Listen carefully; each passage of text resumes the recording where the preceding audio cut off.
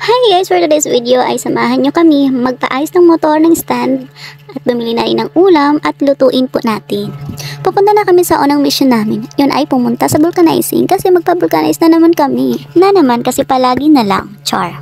Malapit na nga kami guys at madali lang to at wala pang 30 minutes. Habang ginagawa na nga ang Mercedes-Benz namin ay nisipan kong bumili kami ng ulam para naman maiba naman. Kasi nga guys, nagreklamo na ang aking mga bulate na puro noodles na lang ang ulam at sardinas. Halak ka!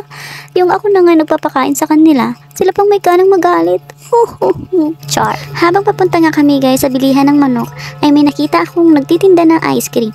At ang tawagan nila dito ay dirty ice cream na kasing ubod naman ng sarap talaga. So yummy. Syempre di ko na pinakawalan si kuya, pinigilan ko na at bumili ako ng masarap niyang ice cream. Sa totoo lang guys, itong ice cream na to, ang pinakamasarap na tikman ko sa buong buhay ko. Abay, parang panunumpa na char. Di ko lang alam kung ako lang talaga ang masarapan dito guys ha. Pero itong ice cream na to talaga, sobrang lasa niya. Marami na kasi akong natikman na ice cream na matabang. Or baka naman minalas lang ako ng mga araw na yun. Ituloy na nga namin ang pangalawang mission namin. Ang pangalawang mission namin ay bumili naman ng manok. Nagparking nga kami dito guys, pero naharang kami ng tagabantay. Ang swerte talaga ng araw namin ngayon. Kaya mag-isa ko na lang bumili ng ulam. At ang aking mahal ay nagantay na lang siya sa akin sa labas. At ito na nga guys, nakabili na ako ng manok at nakapili na rin.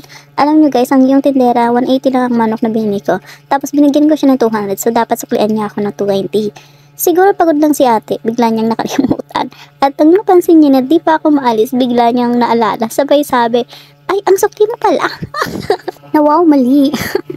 At dito nga guys, bumili na rin ako ng sibuyas, bawang, ginger, calamansi at sili dahil wala na nga mga ito sa mansyon namin. At pagkatapos nga namin bumili ay umuwi na nga kami at makapagluto na rin dahil yung tiyan ko nagugutom na at nagre-reklamo na ang aking mga alagang bulati. Hinugasan ko na nga ang manok ng mabuti at nilagyan ko na rin ng kung ano-ano tulad ng asin, calamansi at paminta at garlic na din. Dahil ibababad ko muna siya bago iprito para masarap o magiging masarap. At pagkatapos mo nga ilagay lahat ng rekado, kailangan mo itong imikas-mikas ng maayos para tumagos ang lasa sa laman kung kinakailangan pati hanggang buto. Char. Ganyan lang kadali guys. Tingnan nyo naman oh. Itatabi ko muna ang manok at ibabad ko muna guys ng 15 minutes. Habang nag-aantay ng 15 minutes, magmimerinda muna kami ng aking prinsesa. Alam nyo pa guys na itong aking prinsesa ay masipag. Yes, masipag siya. Kapag inutusan mo ay dali-dali niyang talaga gagawin kung ano man ang inuutos mo. At sa puntong to guys, ay ang mga bulati ko ay natutuwa na dahil napapakain ko na naman sila. Char. After 15 minutes ay iluluto ko na nga ang pinapit kong manok. Dahil fried chicken to guys, maghanda ako ng 2 itlog at i-mix nyo lang at ihalo ang manok. Pagkatapos ay mag-ready din kayo ng harina. Dahil pagkatapos nyo isawsaw ang manok sa itlog, ilalagay nyo din sa harina. At pagkatapos nga nyan guys, ay mag-init na rin kayo ng mantika at ilagay ang manok na nilagyan nyo na ng itlog at harina. At sa puntong to, magprito na nga tayo at isa-isa lang guys ang paglagay ng manok sa kawali. Balik-balik na rin natin hanggang sa magkulay ng golden brown. Habang nagluluto nga ako, ang mama at ang prinsesa ko ay nagme-merienda. At ako din pala, o diba, walang katapusang merienda, char. At pagkatapos ko nga magluto, ay ginising ko na rin ang aking mahal para kumain. Kumain na rin kami ng prinsesa ko, o diba, tingnan ko lang kung magre-reklamo pa tong bulati ko sa loob ng tiyan.